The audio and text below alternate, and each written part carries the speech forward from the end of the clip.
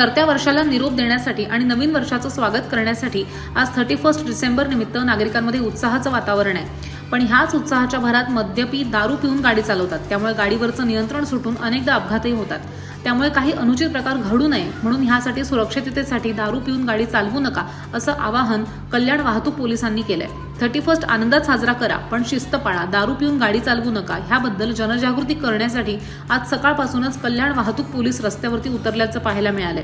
आज सकाळपासूनच चौकाचौकामध्ये वाहतूक पोलिसांनी जनजागृती मोहीम सुरू केली आहे। यावेळी दुचाकीस्वार तसंच वाहन चालकांना वाहतूक पोलिसांनी नियम पाळण्याचं आवाहन करत त्यांच्या हातामध्ये बँड बांधलेत।